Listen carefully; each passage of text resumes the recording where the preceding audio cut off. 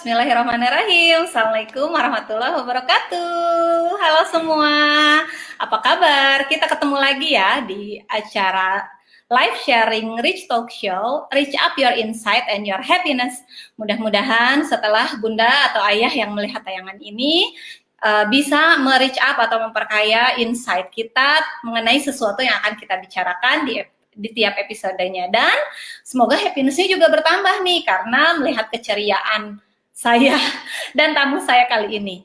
Untuk bunda-bunda yang mau bertanya mengenai topik yang kita bicarakan bisa langsung komen ya. Nah, sesuai dengan teaser yang udah saya bagikan sebelumnya, kita kali ini akan membicarakan mengenai melatih kemandirian anak dengan metode Montessori. Ada yang tahu metode Montessori itu apa? Sudah mulai banyak ya. Jadi sekarang itu sudah mulai booming gitu ya, booming nih Montessori ini. Nah, kita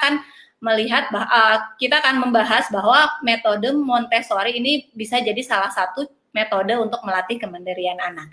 Sebelum kita panggil narasumber kece kita, saya mau menyapa dulu yang sudah hadir pada kesempatan kali ini. Ada siapa? Ada Bun Iva ya dari Bau-Bau. Halo bunda-bunda kece katanya, menyimak dari Bau-Bau. Halo Bun Iva, Bau-Bau, terima kasih ya sudah menyimak. Ya, kita lihat ada siapa lagi. Oh, ada Pak Sabran dan ada Bunda Andi Siska Irfan ya. Halo Bunda. Ya, untuk teman-teman yang masih mau bergabung atau mau mengajak temannya bergabung untuk melihat tayangan ini, boleh di-share ya, boleh di-share tayangan ini sehingga bisa lebih banyak orang yang mendapatkan ilmu dari tayangan ini. Terima kasih.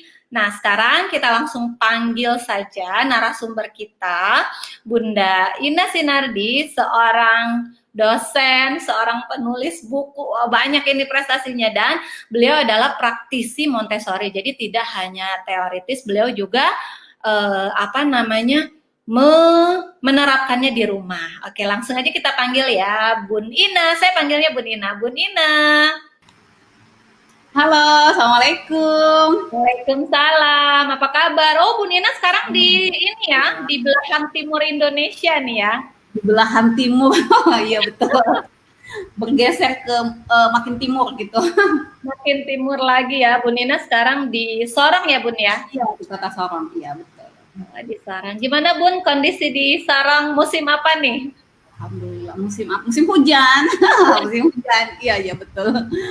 Musim hujan. Sama ya, di sini juga musim hujan ini. Di situ di Bun Rika bagaimana di sana di Makassar? Iya, di Makassar kayaknya perbedaan antara musim hujan ke musim kemarau kali ya, karena agak gerah gitu, angin kenceng gitu, tapi kadang nggak turun hujan. Oh, kalau di sini hujan. Iya. Hujan. Nah, oke, kita kan sekarang mau membahas mengenai melatih kemandirian anak dengan metode Montessori ya. Iya, betul. Nah, saya penasaran nih, untuk Bun Ina sendiri, kapan sih awal mulanya kenal metode Montessori ini? Oke, awal mula saya mengenal metode Montessori itu di tahun 2014. Jadi waktu itu anak pertama saya masih berusia kurang lebih 6 bulan. Ya biasalah ya, newbie jadi orang tua gitu, pasti kita gencar banget mencari informasi terkait masalah anak. Dan bertemu saya dengan situs yang namanya Indonesia Montessori Club. Jadi itu yang pertama membuat saya tertarik dengan apa sih itu Montessori, dan saya penasaran, oh ternyata menarik ya, enak ya seperti ini. Dan tadinya itu karena persoalan masih sekolah di Bandung waktu itu, dan tidak lama setelah saya mengenal Montessori hamil lagi, sehingga terputus istilahnya ya. Jadi ketertarikan saya terhadap Montessori teralihkan dengan mengurus kehamilan dan anak. Sampai suatu ketika saya kembali ke Makassar dan saya bertemu Bun Maya, pasti kenal kan, Cahaya Makassar. Nah di situ saya kembali istilahnya giroh saya tentang Montessori itu kembali istilahnya makin ternyata di Makassar ada ya, dan saya sudah kembali di Makassar. saya belajar kembali terkait masalah Montessori dan ternyata bisa dikatakan itu adalah metode yang tepat selama ini ya yang saya gunakan dan cocok buat saya dan anak-anak. Jadi tahun 2014 awal mulanya, kemudian belajar intensifnya itu di 2018 hingga sekarang. Jadi 2 tahun yang lalu lah ya kurang lebih untuk intensif belajarnya tentang Montessori. Terus kenapa tertarik tadi kan Bu Nina bilang kayaknya ini metode yang tepat nih untuk pengajaran saya ke anak-anak gitu kan. Nah, kenapa sampai ada statement seperti itu? Berarti kan ada ketertarikan nih. Apa yang menyebabkan si Montessori ini berbeda gitu, Bu Nina? Oke, jadi saya mengatakan cocok dan tepat buat saya karena saya melihat latar belakang dari penemunya yaitu Maria Montessori. Latar belakangnya adalah seorang akademisi dan praktisi. Jadi artinya penemuan-penemuan dia dalam metode Montessori itu berdasarkan riset. Jadi kebetulan saya dosen kan, jadi tahu betul bahwa hal yang dikaitkan istilahnya penemuan yang berdasarkan riset dan pengamatan langsung itu jauh lebih valid dibanding hanya teori semata. Dari situlah saya melihat, oh betul, berdasarkan riset, makanya saya tertarik untuk belajar lebih banyak lagi. Dan setelah saya sedikit-sedikit waktu itu mengaplikasikan ke anak, memang hasilnya signifikan. Artinya ketika kita konsisten, tahu ilmunya dan konsisten, hasilnya pun akan signifikan terlihat sesuai dengan metode Montessori tersebut. Gitu. Oke, jadi tepatnya menerapkan metode Montessori untuk melatih kemandirian anak itu di 2018 atau masih belajar, masih kan ada orang tipenya yang belajar dulu baru praktek atau seperti apa nih kalau di Bu Nina sendiri? Ya 2018 saya baru belajar teori secara runut ya, istilahnya metode Montessori secara runut itu di 2018. Jadi saya belum tahu tuh yang namanya apa dulu, pokoknya Montessori lah ya secara umum. Ternyata setelah saya belajar ada tahapannya bahwa kita harus belajar ini dulu ya, filosofi, menyelami filosofinya dulu. Bukan biasanya kalau Montessori langsung kita ke materialnya dulu kan? Ya, material praktek gitu ya. Nah, padahal filosofinya jauh lebih penting untuk kita tahu dulu sebelum kita beranjak ke materialnya. Setelah saya tahu filosofi, kemudian beranjak ke beberapa istilahnya beberapa area begitu ya. Akhirnya saya menemukan, oh iya di antara 5 area itu wajar, maksudnya menurut saya juga wajar ketika Montessori menetapkan area pertama yang harus tuntas itu adalah practical life atau keterampilan hidup. Dan yang di dalamnya itu ada terkait masalah kemandirian anak. Jadi situ saya melihat bahwa memang ini penting kemandirian anak menuju ke area-area selanjutnya. Jadi di 2018 sambil saya belajar, saya juga langsung mengaplikasikan ke anak nih. Oh betul, di 2018 itu. Jadi dari mulai 2018 ya menerapkan Montessori langsung di rumah ya. Langsung. Betul. Nah, tadi saya tertarik dengan itu apa ya namanya aspek area ya Bun ya. Area Montessori gitu. Tadi bocorannya area pertama adalah practical life gitu kan ya. Satunya mengenai melatih kemandirian. Nah, untuk 4 selanjutnya nih boleh dibahas Bun, boleh diceritakan. Oke, jadi di Montessori itu metode Montessori ada 5 area yang istilahnya tahap-tahap yang dipelajari ya. Jadi yang pertama itu practical life exercise, practical life. Di dalamnya ini ada kaitannya dengan kemandirian anak. Kemudian yang kedua area sensorial. Jadi istilahnya sensori practical life menuju ke sensorial. Area ketiga itu dalam Montessori 2 area ini dulu yang penting. Practical life dengan sensorial. Kalau anak sudah selesai di sini, baru bisa melangkah ke 3 area lainnya. Dan itu acak, boleh bahasa dulu, matematika dulu, atau budaya. Jadi terserah yang ketiganya. Jadi urutannya itu practical life, kemudian sensorial, selanjutnya boleh diacak, ada bahasa, ada matematika, ada budaya. Bahasa, matematika, budaya. Ya. Cuman yang pertama, yang harus pertama ini kan dulu itu practical life sama sensorial ya. Iya. Sama ada juga anak di dekat saya ini. Dia boleh, saya nggak ngerti apa gitu dia bilang. Ternyata ada anak yang bangun, tadinya kan sudah tidur. Ternyata ada bangun. Karena mungkin dia ceritanya nggak mau berisik, jadi dia pelan-pelan, kitanya malah ngomong apa gitu bingung. Ya gitu ya, kalau ibu-ibu lagi live ini ada selingan-selingan. Betul, ada aja. Ada aja ya. Oke, nah terus tadi Bun Ina juga sempat sebelum nanti sebenarnya saya masih penasaran sama area-area itu, tapi tadi juga saya tersirat lagi nih.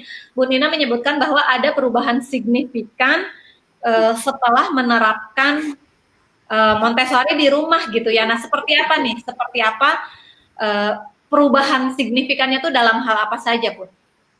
Ya, yang signifikan yang saya katakan adalah kemandirian. Jadi cocok dengan materi kita hari ini ya, sharing tentang kemandirian. Jadi saya melihat ketika saya sudah mempelajari Montessori dan bertekad untuk mengaplikasikan di rumah, hal yang pertama yang saya lakukan adalah menciptakan lingkungan Montessori di rumah. Ya, jadi di samping rak-rak itu ya, yang standar rak, baki, alas kerja dan lain-lainnya, itu saya juga mengedukasi. Jadi filosofi Montessori, ada yang nanya filosofinya bagaimana. Jadi filosofinya adalah anak itu diajarkan dulu, dicontohkan, kemudian meminta anak untuk mengulangnya. Pada saat anak mengulang, kita bisa mengoreksikan betul apa tidak, tapi tidak langsung. Jadi pada saat dia mengulang apa yang kita contohkan, setelah dia berhasil atau tidak sesuai istilahnya sesuai yang betulnya, ya itulah kalau misalnya salah, keliru, bisa minta coba di lain waktu. Kalau sudah benar ya udah. Selanjutnya tahap ketiga adalah meminta dia untuk mengulangnya kapan dia mau. Jadi istilahnya anak sudah nongol deh. Anak sudah dicontohkan, kemudian minta dia melakukan sendiri. Selanjutnya minta dia mengulang selalu kegiatan tersebut. Dari situ saya melihat, oh iya, jadi mulai dari mengangkat ya, jadi mengangkat baki, kalau main mobil, kemudian balikin ke tempat. Itu dulu saya lihat, oh signifikan. Yang tadinya saya stres dengan membereskan mainan anak, ya, yang sudah dipilah-pilah, kemudian dibongkar, saya yang pusing. Ini saya melihat lambat tapi pasti dia udah tahu, oh di sini tempatnya. Jadi sama prinsip berbenah ya, semua barang harus ada tempatnya, dan setelah dipakai kembalikan ke tempatnya. Jadi anak istilahnya melatih keteraturan, itu juga salah satu filosofi Montessori, keteraturan. Jadi kita tidak perlu stres dengan rumah berantakan. Dengan mengaplikasikan Montessori, insya Allah anak bisa Tapi maksudnya ini sih di rumah saya, anak-anak saya kalau misalnya melihat itu kan seolah-olah mainan ya, mainannya mereka kan, mainan mereka dijajarkan di rak-raknya gitu ya. Itu tuh kan kalau anak-anak tuh kayak ada ketertarikan untuk mau mainin yang ini, mau mainin yang itu, mau mainin gitu kan maksudnya. Nah itu gimana ya Bun menerapkan untuk awal-awal tuh bahwa ya prosesnya mengajarkan Montessori itu seperti apa sih tahapannya gitu? Ya betul, ketika misalnya anak-anak ya, jadi kalau anak-anak sudah dipajang rak lingkungan Montessori, dia kayak kita lagi ke mall gitu melihat semua barang wah gitu kan.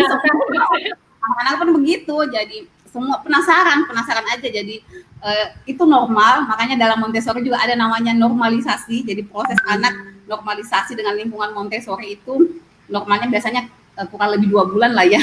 Jadi kita ya siap-siap dengan itu kalau memang mau menerapkan. Jadi ya itu tadi diulang. Jadi ketika terbongkar diulang lagi, kita mencontohkan, kemudian setelah mencontohkan lama-kelamaan anak melihat bahwa oh ini seperti ini, tempatnya seperti ini, dan tentunya penggunaannya. Jadi kalau ada material Montessori sebaiknya jangan langsung dipajang semua sebelum anak dipresentasikan cara menggunakannya. Anak yang ada rusaklah dan lain sebagainya. Jadi bukan anak kitanya yang tidak tepat memajang tapi belum mengajarkan mereka bagaimana cara menggunakan. Berarti ada penjadwalan juga ya, maksudnya tuh kadang kan misalnya nih saya mau mencoba gitu, tapi misalnya saya udah nyiapkan untuk 2 hari atau 3 hari gitu, tapi terus ya tadi sih mungkin ya salah satunya tidak dipajang duluan gitu, karena kalau dipajang duluan mungkin kayak sekarang aja yang gitu ya, maksudnya kan gitu ya. Betul. Jadi ya betul, setiap ada mainan ya udah kita main sama-sama dulu, dipresentasikan, minta dia mencoba, kemudian dikembalikan lagi ke tempatnya. Intinya seperti itu, anak juga pasti akan mencontoh ya, apalagi masih kecil, dia akan kalau dalam Islam kan keteladanan ya, jadi dia melihat bagaimana orang dewasa melakukan kegiatan itu, kemudian dia akan mencontoh. Jadi sejalan banget, makanya saya tertarik dan senang dengan Montessori, sejalan dengan Fitra Based Education, kemudian ini juga ya keteladanan, konsep keteladanan. Jadi makanya sampai saat ini pun saya masih menggunakan dan mengaplikasikan Montessori di rumah bersama anak. Hai. Berarti Montessori juga benar-benar mengajarkan juga orang tua untuk belajar ya, belajar sabar, belajar. Terutama itu ya, karena kita biasanya nggak sabaran kalau ada kita mau langsung anak kita bisa kan, padahal iya kan belum dicontohkan pas kalau ada mainan baru kan biasanya ada material baru, tiba-tiba oh ini ada paket saya, dia langsung bongkar, posisi bukan begitu. Jadi makanya dulu ketika di Makassar ada paket saya langsung simpan, belum kita belum belajar itu ya. Jadi pada saat sudah siap belajar ya sudah kita sama-sama, kemudian baru saya memajang. Saya tidak berani memajang sebelum mengajarkan mereka karena itu khawatirnya material itu rusak. Tapi setelahnya aman, alhamdulillah. Paling yang ini yang gelas-gelas yang material kaca itu pasti normal ketika misalnya ada yang pecah atau ada apa. Itu pun sebenarnya bukan dari anak juga sih. Pengalaman saya bukan pecah material itu bukan sepenuhnya dari anak. Biasanya karena sayanya yang terlalu khawatir, akhirnya anak pecah aja udah. Padahal anak juga tidak mau itu terjatuh atau seperti apa, nggak mau. Kitanya aja sih yang tidak sabaran, betul. Tidak sabaran. Sama yang berarti, nah saat mengajarkan proses Montessori, itu kan kita tuh, saya kali ya gitu, cenderung menjadi seorang komentator gitu ya. Nah itu tuh sebenarnya boleh nggak Bun, saat si anak melakukan apa yang kita contohkan, terus kita komentar, bukan begitu nak, itunya masukin gitu. Itu tuh gimana tuh ya? Nah makanya kayaknya kitanya dulu perlu diedukasi deh dari fasilitatornya. Sebenarnya dalam Montessori kita mencontohkan pastilah ya anak pada saat kita mencontohkan duluan ya, anak kan kepo duluan gimana ini. Biasanya kita cenderung ini kayak gini. Padahal prinsipnya itu Montessori kita melakukan tapi mencontohkan anak bahwa tidak dengan berbicara tapi dengan beraktivitas. Jadi seperti itu. Ketika giliran anak mengulang pun kita seperti itu, jangan kayak nggak sabar, apa salah itu atau gimana gitu, atau lama misalnya kan, ya udah setelah salah ya udah dicontoh nanti lain kali ya kita ulang atau dikoreksinya di waktu berikutnya. Kenapa? Supaya anak juga tidak ini ya, istilahnya kok salah terus, biasa down atau gimana, akhirnya nggak mau lagi, apalagi kalau sudah masuk di material sensorial akhir dan matematika itu biasanya udah stres gitu, udah nggak mau lagi, padahal karena kesabaran itu tidak kita tidak sabaran, jadi akhirnya seperti itu. Berarti untuk satu permainan yang sama itu memang diajarkan berulang ya Bun ya, tadi kalau misalnya begitu ya? Jadi kalau misalnya pada saat presentasi pertama anak sudah melakukan dengan benar, artinya berikutnya kita tidak perlu mengulang kembali. Tapi kalau anak mau melakukannya ya silahkan ya. Tapi kalau dia keliru pada saat mengulang pertama, kita masih tetap harus mengulangnya di waktu berikutnya. Karena kenapa? Bahaya kan ketika anak kita tahu salah, tapi kita tidak membenarkan, yang ada seperti itu terus yang akan dilakukan. Oh, ya karena dikiranya sudah betul, padahal keliru. Tapi bukan di waktu yang sama ya Bun ya?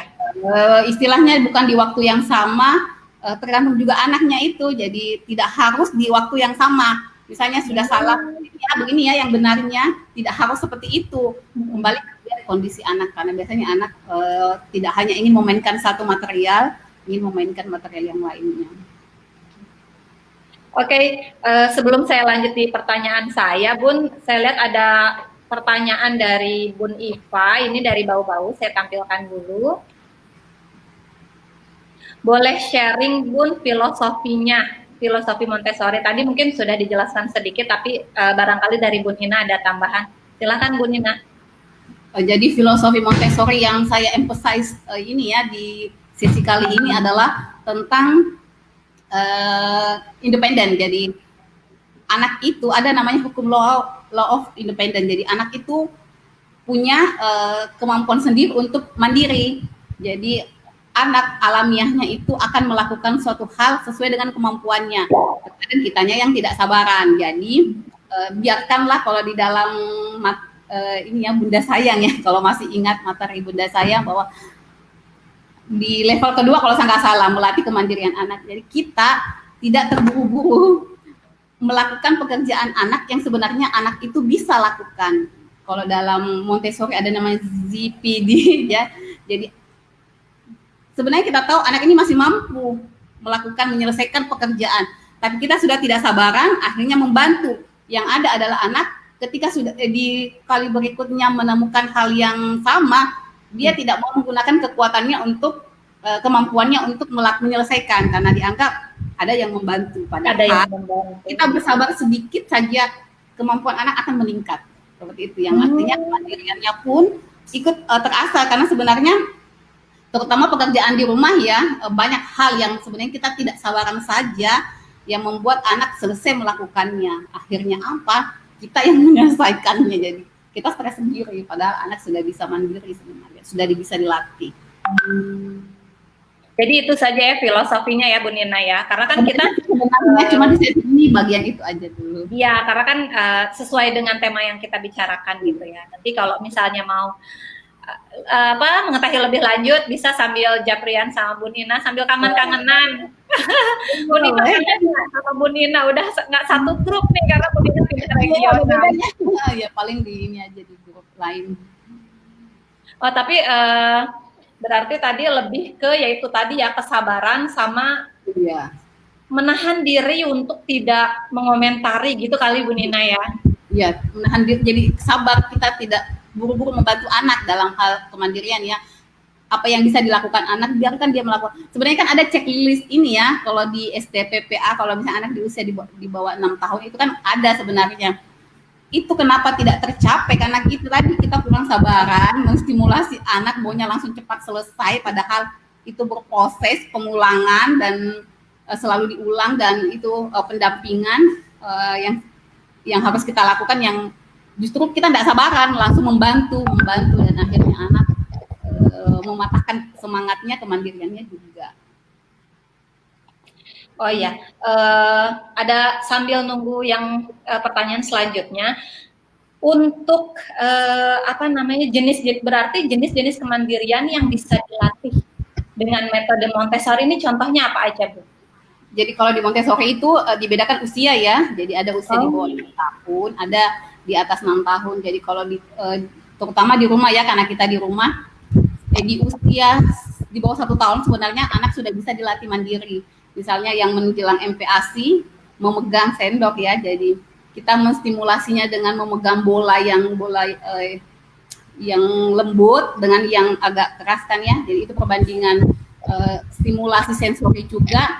Kemudian memegang sendok ya, sendok yang membuka menutup botol itu kan sebenarnya bisa dilatihkan di usia 1 tahun, di bawah 1 tahun. Nah, jadi sebenarnya persiapan anak bisa makan sendiri. Jadi MPASI itu dengan sistem ada kan istilahnya itu sudah lama banget punya anak sih, maksudnya sudah lama masa anak itu yang baby apa sih itu yang masih anak di BLW itu ya. Nah itu anak memegang makanannya sendiri itu kan sebenarnya proses kemandirian di situ. Dan kalau di Montessori banyak banget, nyambung banget. Anak tahu struktur dari sayur buah yang dia pegang, kemudian bagaimana masuk. Itu sebenarnya proses belajar dan itu juga di Montessori secara tidak langsung diajarkan seperti itu.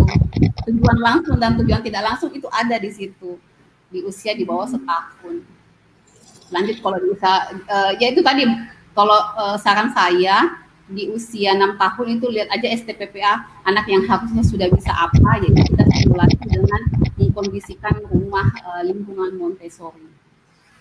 Oh berarti tetap bukan landasan acuannya tuh ke yang standar perkembangan anak itu ya, yang STTP ya Bun ya. Iya betul. Jadi kalau sejalan banget sih sebenarnya Montessori kurikulum Montessori dengan STPPA itu ya. Jadi misalnya anak sudah bisa memegang pensil, persiapan menulis. Di Montessori diajarkan menyendok. Jadi aktivitas menyendok itu sebenarnya ada persiapan menulis di situ kan, anak memegang sendok, memindahkan, bahkan ada konsep matematika di situ ketika memindahkan dari 1 wadah ke 2 wadah, konsep pembagian. Jadi tujuan tidak langsungnya mengarah ke matematika juga. Jadi makanya itu indah banget, pokoknya enak deh kalau belajar Montessori, jadi senang, makanya makin jatuh cinta kalau saya. Oke, tapi nih kalau misalnya untuk sebagian orang, bener nggak sih kalau Montessori itu tuh peralatannya harus khusus gitu, harus khusus yang seperti yang kita lihat idealnya gitu loh Bun. Sebetulnya seperti itu atau seperti apa? Kalau kita berbicara kemandirian ya dan menggunakan filosofi Montessori, berarti tidak harus di rumah itu ada rak-rak yang praktikal live, tetapi bisa langsung diajarkan ke anak ya, diajarkan aktivitas yang langsung, istilahnya learning by doing. Anak-anak langsung dilibatkan. Tetapi itu tadi prinsipnya, diajarkan atau dicontohkan, kemudian minta anak mengulangnya supaya kita tahu sudah betul apa enggak, kemudian minta dia mengulangnya di lain waktu. Jadi ketika misalnya dia mau melakukan kegiatan itu di waktu yang lain, tidak perlu meminta bantuan kita kan. Kenapa? Dia sudah disounding lain kali kalau mau melakukan seperti tadi caranya. Artinya, oh lain kali saya harus melakukan sendiri. Caranya seperti yang sudah dicontohkan. Banyak sekali sih sebenarnya mengambil, kalau anak saya misalnya menuang susu ya, jadi ketika dia mau minum susu tidak perlu bunda mau minum susu, jadi dia sudah tahu mengambil gelas, mengambil susu di kulkas, menuang. Jadi saya melihat, oh ini sebenarnya pelajaran Montessori kan yang sudah saya ajarkan. Tapi anak kedua ya, maksud saya tidak mengajarkan langsung mengambil susu seperti ini, tapi pengajaran di proses menuang itu ternyata langsung diaplikasikan. Ketika mau minum susu tidak perlu minta ke bunda, tapi dia langsung melakukan sendiri. Signifikan kan hasilnya? Iya. Praktiknya itu di material Montessori yang dirakrak, ternyata dia sudah langsung ke aplikasi di dunia nyata, di dunia nyatanya dia langsung. Jadi tidak harus misalnya kita membeli alat-alatnya yang khusus Montessori ini, sebenarnya tidak harus seperti itu ya Bu Nina ya, maksudnya dengan alat seadanya gitu ya. Kalau di practical life, jadi tidak perlu mengada-ada ya, istilahnya tidak perlu mengada-ada. Jadi apa kebiasaan di rumah itu yang diajarkan ke anak. Jadi misalnya di rumah kita menggunakan sendok, kalau makan sendok ya tidak perlu mengajarkan anak supit istilahnya kan ya. Karena sebenarnya supit itu kan stimulasinya sama ya untuk memegang alat tulis, persiapan pramenulis. Jadi kalau di rumah nggak memegang sumpit ya tidak perlu, ajarkan saja sendok bagaimana memindahkan transferring. Itu contoh. Jadi apa aktivitas yang sehari-hari dilakukan di rumah, itu aja yang dicontohkan ke anak prinsipnya. Contohkan, kemudian minta anak mengulang, kemudian sounding, dia mengulangnya di lain waktu dengan cara yang sama. Seperti itu. Dan berarti ada kayak evaluasi nggak sih Bun? Maksudnya coba dong contohin yang kemarin Bunda ajarkan itu, seperti itu tuh ada nggak? Atau berarti enggak deh.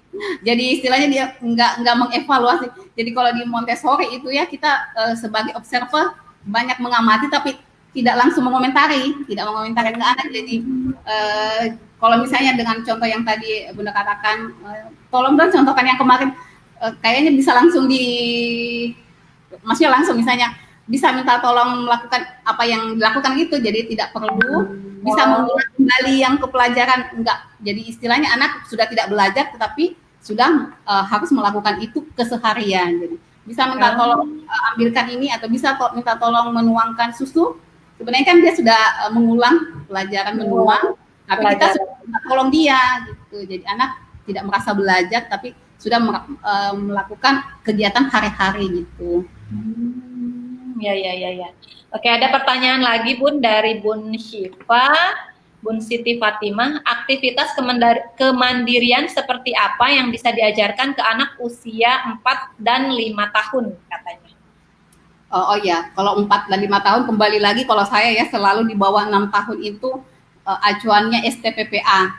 Selain itu kalau untuk kemandirian di rumah, bunda yang harus menentukan target sendiri. Kalau kayak saya ya, kemarin itu saya mau anak saya di usia kemarin itu 6 tahun, 5 menjelang 6 tahun, dia sudah bisa mandi sendiri kan, itu kan jenis kemandirian.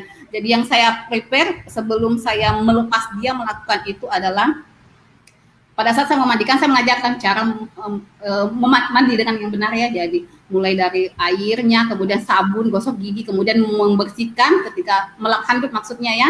Seperti itu. Itu saya lakukan kurang lebih seminggu. Berikutnya saya meminta sekarang mandi sendiri ya, seperti yang sudah saya contohkan. Yang saya lakukan adalah menggunakan jam pasir. Jadi 10 menit harus sudah selesai mandi ya, jam pasir 10 menit. Jadi saya pasang itu di kamar mandi, jadi anak sudah tahu. Jadi, karena bagi saya kalau sudah di atas 10 menit itu sudah main-main kan. Jadi Iya. itu seminggu kemudian yang tadinya menjelang 10 menit akhirnya bisa pas 10 menit sudah selesai aktivitas mandi. Itu untuk satu anak 1 minggu, kemudian saya melihat adik-adiknya itu mencontoh, jadi saya selalu berprinsip anak pertama tuntas, kemudian adik-adiknya mencontoh, akhirnya alhamdulillah autopilot masalah mandi sendiri. Itu salah satu contoh ya. Jadi kita yang harus target orang tua ini jadi tetap acuannya STPPA, kemudian kita mau anak kita di rumah itu bisa apa. Jadi jangan juga langsung bubuk-bubuk ya, makanya bertarget. Saya diajarkan, kita libatkan dia, beginilah caranya ya, misalnya seperti ini caranya, yang kayak tadi mandi, kemudian selanjutnya minta dia melakukan sendiri. Tapi kita tetap mengawasi dulu ya. Biasanya sebelumnya pas itu waktu sebulan sudah nggak mengawasi lagi, tinggal mandi ya, waktunya mandi udah mandi dan lain-lain. Apa di saat pembelajaran tuh kita benar-benar harus istilahnya tuh apa ya, instruksi dari kita tuh harus jelas gitu ya. Ya, harus jelas, clear and clarify kalau di komunikasi produktif, apa yang harus dilakukan dan seperti apa caranya itu harus sudah jelas di contoh pertama itu. Kemudian ketika salah, makanya seminggu batas saya seminggu mencontohkan dengan aktivitas yang benar, kemudian mengevaluasi seminggu dia melakukan sendiri, oh ada yang keliru misalnya, saya ajarkan kembali. Dan akhirnya saya sudah aman dengan urusan mandi, ya termasuk dengan pakaian ya. Jadi kalau saya contohkan setelah kami di Sorong ini, biasanya kalau anak saya sudah mau mandi, saya sibuk menyiapkan 4 pakaian, 1, 2, 3, 4, dan sekarang tinggal 1 yang bungsu. Karena kenapa? Si ketiga anak ini saya sudah sampaikan, saya lemarinya itu ya, jadi lemari ini punya Ayesa dan Ajwa, ini punya Fatih dan adik. Jadi lain kali kalau mau sudah mandi silahkan memilih baju sendiri ya. Jadi dia sudah tahu. Jadi waktu saya yang tadinya saya gunakan untuk menyiapkan pakaian itu dia sudah bisa memilih sendiri. Jadi dia memilih mau baju apa. Kalau kita mau kemana, tidak kemana-mana, berarti pakaian rumah ya sudah. Itu jadi kebayangkan waktu saya yang tadinya 4 itu, istilahnya saya sudah banyak autopilot di rumah dengan anak-anak, dan alhamdulillah saya punya banyak waktu untuk diri saya sendiri yang tadinya mengurus mereka bisa lebih ke mengurus diri saya sendiri. Nah, berarti itu manfaat ya, salah satu manfaat yang dirasakan oleh bundanya ya, yang menerapkan metode Montessori, bahwa akhirnya saat si kemandirian itu sudah mandiri, anaknya sudah terbiasa mandiri, akhirnya orang tua istilahnya udah bebas tugas nih, udah yang tadinya melakukan ini bisa melakukan yang lain, gitu. Melakukan hal lain ya. Iya. Sambil mencontohkan kemandirian apalagi nih, mau bisa apa lagi nih di bulan ini, mau bisa apalagi yang kita latih, kayak gitu sih seterusnya. Hingga akhirnya nanti anak siap keluar rumah bisa banyak, ya sudah banyak bisanya. Nah, kalau misalnya tadi kan kita harus beracuan pada STTPA ya Bun ya. Misalnya saat kita lihat dan kita sesuaikan dengan kondisi anak kita, ternyata banyak yang terlewat. Nah, itu bagaimana Bun? Atau kita ikut di jenjang sesuai usianya dulu, atau mengulang, atau seperti apa bagusnya? Kalau ada yang terlewat berarti STPPA itu sebenarnya kan berdasarkan riset juga ya. Jadi harusnya memang anak sudah ada di situ. Ketika anak kita telat, artinya kita harus akselerasi. Kita harus orang tua harus kerja ekstra, mengejar ketertinggalan tanpa harus tertinggal lagi dengan materi yang saat ini yang harusnya anak sudah bisa ini ya. Jadi kita kerja ekstra orang tua itu agar anak sesuai dengan, karena itu tadi istilahnya tidak sembarang kan, STPPA itu ada panjang. Jadi ya sudah, berarti kitanya ada yang salah dengan di rumah kita dengan anak-anak sehingga itu tidak tercapai. Berarti kalau akselerasi itu berarti kita tetap melaksanakan sesuai usianya dan mengulang yang mengejar yang terlewat itu. Istilahnya fungsinya mungkin yang tadinya 2 kali sehari dilatihkan ya diintensifkan supaya targetnya cepat selesai. Bukan cepat sih, istilahnya terpenuhi. Si anak bisa melakukan sesuai perkembangannya gitu ya. PPA itu iya. Oke. Nah, belum terakhir sih, tapi mungkin untuk bunda-bunda yang baru mulai mau atau tertarik menerapkan metode Montessori, itu ada tips nggak Bu Nina? Apa saja yang harus disiapkan, atau kitanya harus seperti apa dulu, atau seperti apa? Oke, kalau terkait masalah kemandirian ya, dan kita mau memulai dengan menggunakan Montessori, gunakan 3 prinsip tadi ya, kembali mengajarkan, mencontohkan, meminta anak mengulangnya, kemudian berikutnya juga diulang dengan cara yang sama. Nah, selain itu kita juga yang harus siap mental ya, karena ini kemandirian yang akan dilatih, harus bertarget. Jadi kalau perlu kita sampaikan ke anak bahwa selama sebulan ke atau selama berapa lama sudah bisa ini ya, dan itu kita latih terus, sama dengan di materi Buncek ya. Jadi kita berlatih konsisten dengan hal itu, dengan 1 atau 2 kemandirian dalam 1 bulan itu sudah lumayan banyak ya, sampai akhirnya nanti anak tuntas dengan sesuai dengan usianya. Kita orang tua yang harus istilahnya kalau di lingkungan rumah dan mau menerapkan Montessori, kalau saya ya mencontohkan, ketika saya di rumah kami berenam, anak saya 4 itu anak-anak. Jadi saya ngobrol ke suami bahwa yang harus terpenuhi yang ada di dalam rumah itu terkondisikan adalah anak. Jadi misalnya rak ya, pengaturan apa gitu ya, harus anak-anak yang diutamakan. Dia bisa tidak melakukannya, karena kenapa? Kita orang dewasa bisa melakukan yang anak-anak lakukan. Tapi sebaliknya belum tentu. Jadi kita support dia dengan lingkungan, istilahnya lingkungan Montessori. Kalau misalnya tidak mau dengan ada Montessori banget ya istilahnya, yang pakai rakak apa segala macam, ya gunakan itu filosofi yang tadi.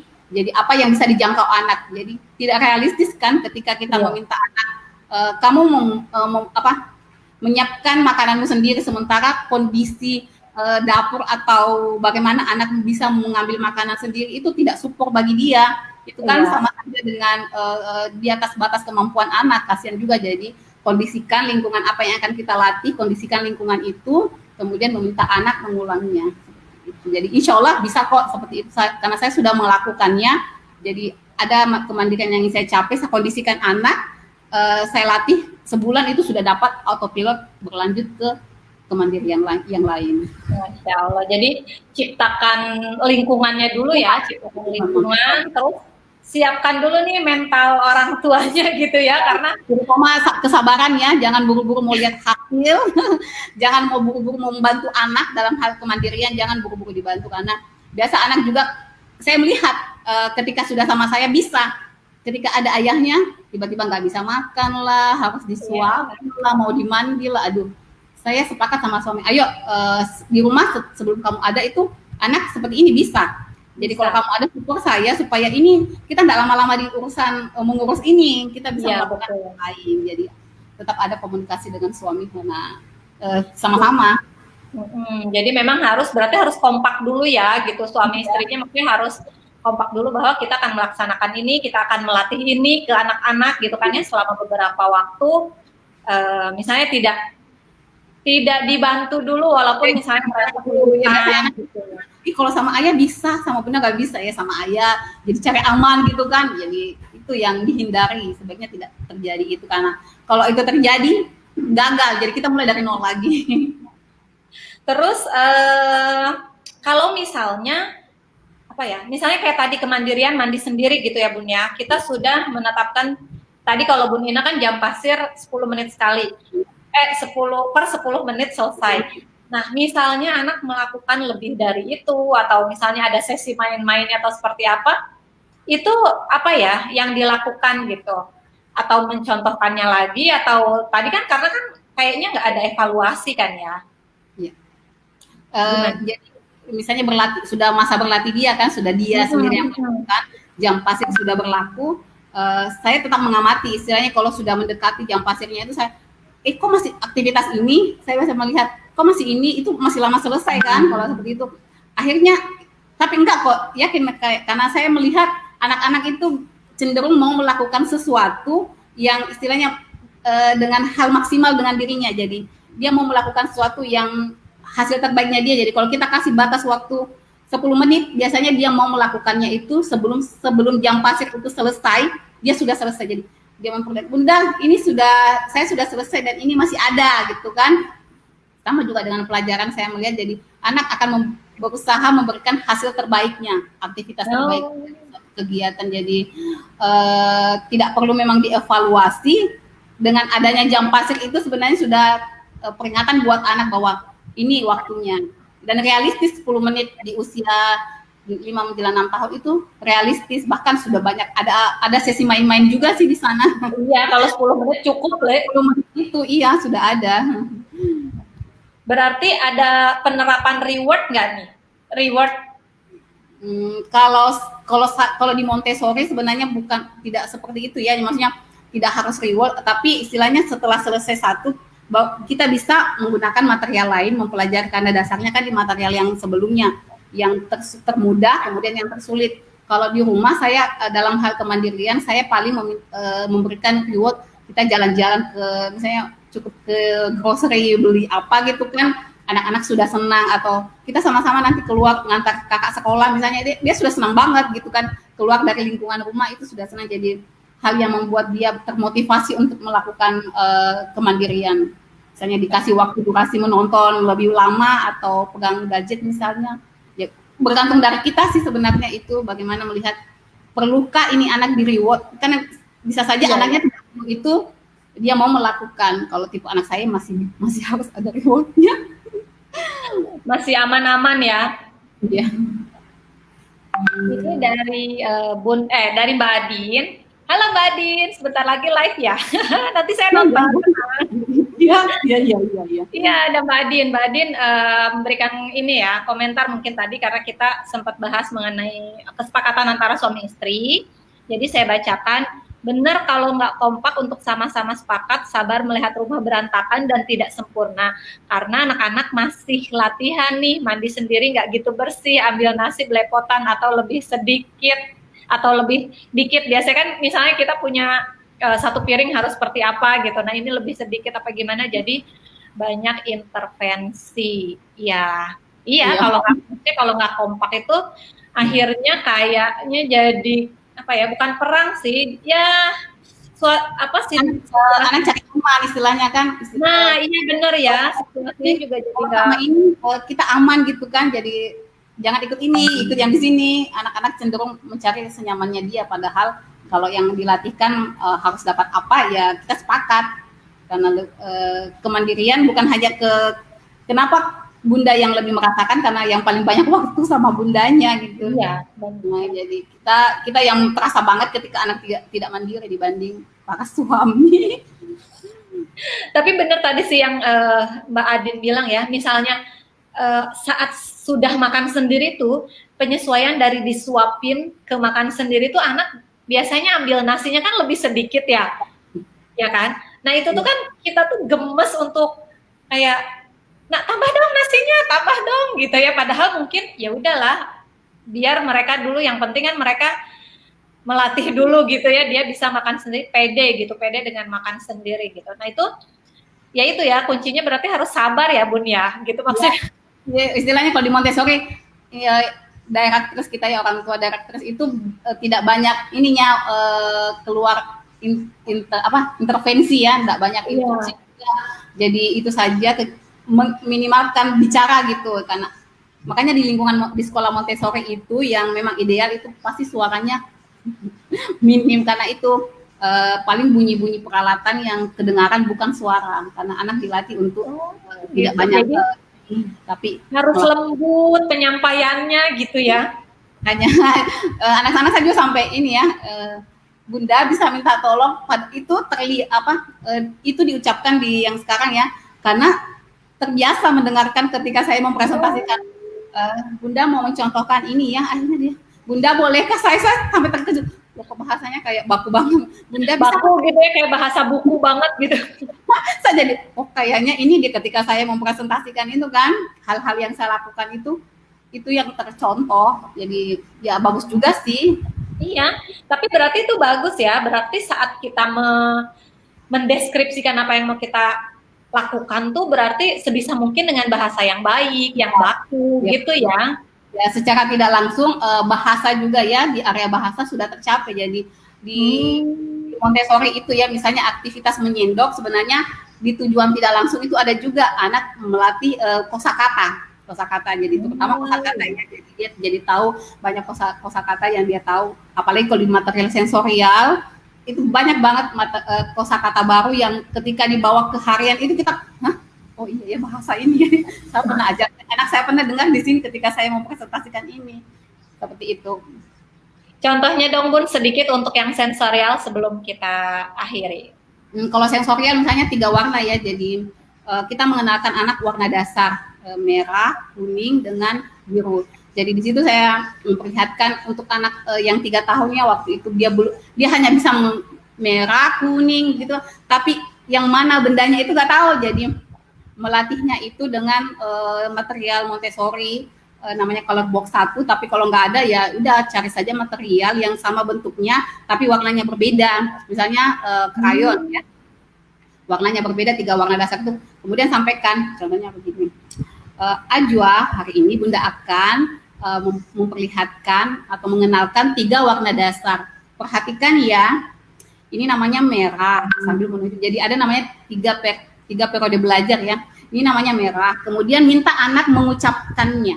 Jadi merah. Jadi di sensorial itu atau di practical life, ketika kita ini namanya sendok, minta anak mengulangnya. Karena kenapa? Itu juga istilahnya perbendaharaan kosakata ya, mengenalkan kosakata. Ini namanya merah, bisa ulang merah. Jadi kita tahu, oh anak tahu merah apa, bagaimana menyebutkannya. Kemudian di periode kedua, maksudnya ada 3 periode ya istilahnya, ada contoh presentasi mungkin di waktu yang lain. Kemudian ketika anak salah, karena anak cuma bisa menghafal, tapi ketika merah dibilang biru, ya udah sesi itu ya selesai. Di sesi berikutnya kita baru mencontohkan lagi yang benar. Kenapa ini penting? Karena itu banyak anak bisanya menghafal, tapi yang betul-betul tahu itu enggak. Jadi ini biru, merah, kuning. Jadi ini juga penting. Kenapa? Karena jangan sampai anak buta warna ya. Iya. Awal buta warna itu di area sensorial, termasuk juga di pendengaran. Ada namanya sound box. Itu adalah deteksi awal anak ini kalau dia tidak mendengar antara perbedaan bunyi soundbox itu ya, ada beberapa dia tidak bisa membedakan yang keras, yang lembut, ya itu berarti ada masalah dengan pendengaran.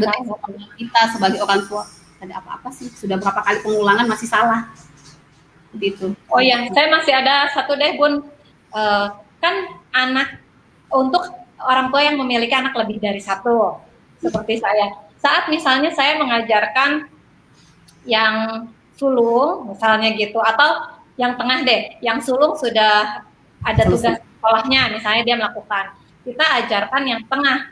Nah yang ketiga ini ngerecokin nih, atau pokoknya sebaliknya lah, misalnya kita ajarkan yang ketiga, yang kedua, yang pertama itu ngerecokin. Pembagian waktunya tuh seperti apa sih? Nah apalagi kan Bun Ina ini ada 4 gitu ya, apakah satu waktu langsung bersamaan? Tunggu ya, antri Bunda jelaskan satu-satu atau seperti apa Bun?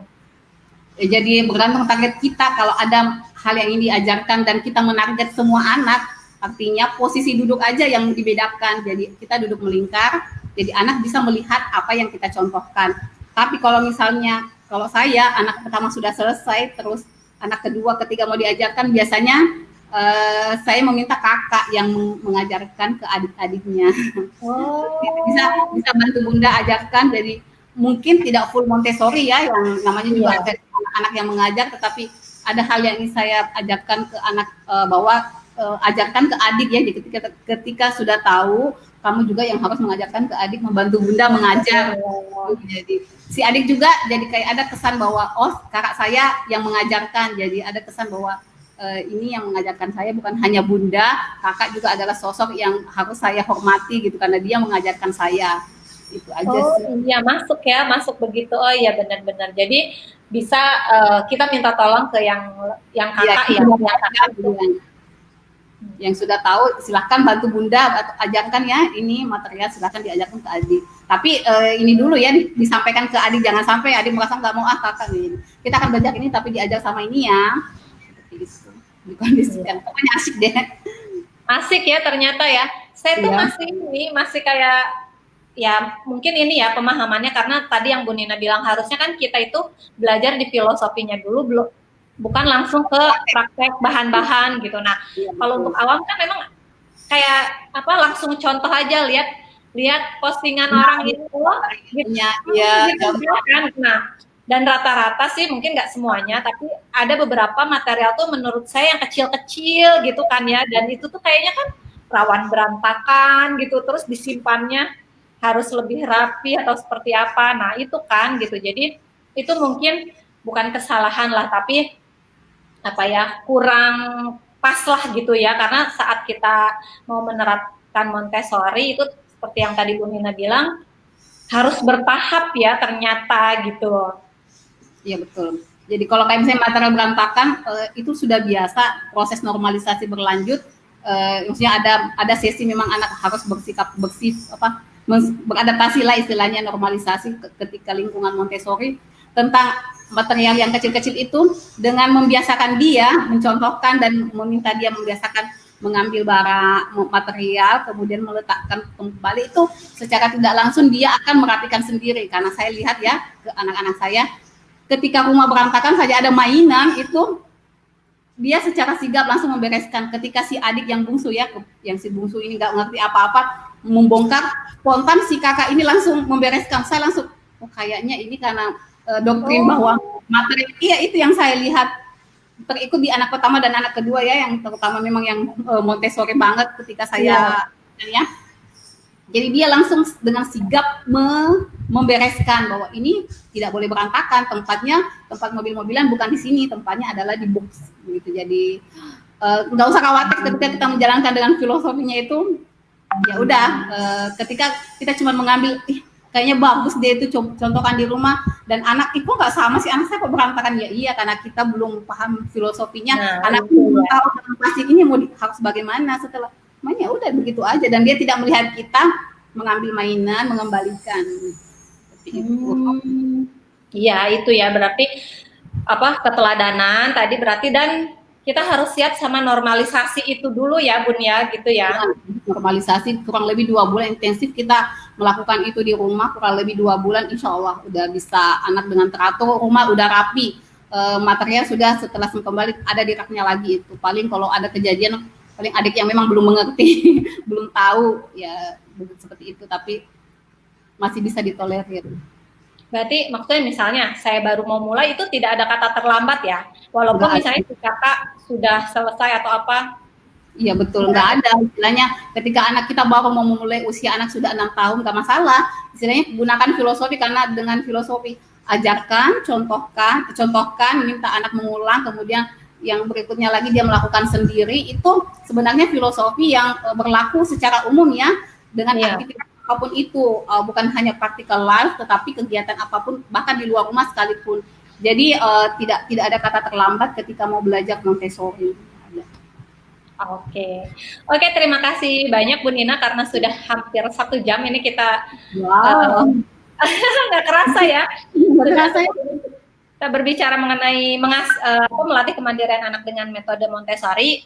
Untuk sebelum saya akhiri, mungkin dari Bu Nina ada ini nggak? Ada kata-kata penutup atau ada apa ya untuk ibu-ibu lah, untuk bunda-bunda yang sedang nonton ini seperti apa tentang materi ini? Silakan Bu Nina.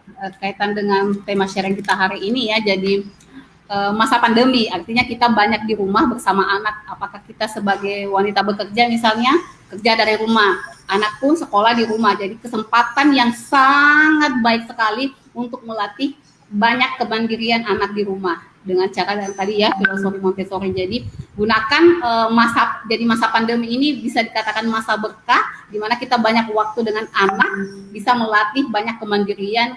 Dia setelah sampai masa pandemi selesai, anak kembali ke sekolah, kembali di luar rumah, itu sudah banyak kemandirian yang bisa dia capai. Dan artinya kita pun makin banyak hal yang bisa kita lakukan dengan anak mandiri. Itu aja sih. Oke, terima kasih ya Bu Nina atas sharingnya, atas waktunya. Mudah-mudahan jadi amal jariah untuk Bu Nina ya. Amin, amin.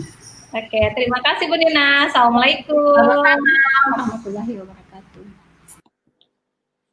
Oke, itu tadi bincang-bincang kita, talk show kita mengenai melatih kemandirian anak dengan metode Montessori. Mudah-mudahan tayangan ini bisa me-reach up insight bunda-bunda semua dan happiness-nya bunda-bunda semua yang melihat tayangan ini. Terima kasih.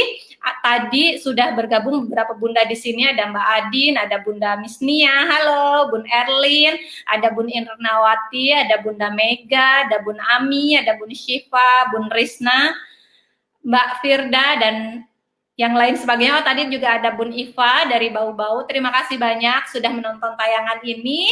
Mohon maaf apabila ada kekurangan. Kita jumpa lagi pekan depan, insya Allah, dengan materi yang lain, yang seru juga insya Allah. Oh ya, kalau misalnya ada request bahasan, talk show, sama-sama Mbak Adin, boleh tulis di posting di fanpage Rich Talk Show, kita mau bahas apa atau mempelajari apa. Siapa tahu saya ada kenalan atau ada narasumber yang memang pas untuk membicarakan itu, nanti coba kita angkat. Oke, terima kasih.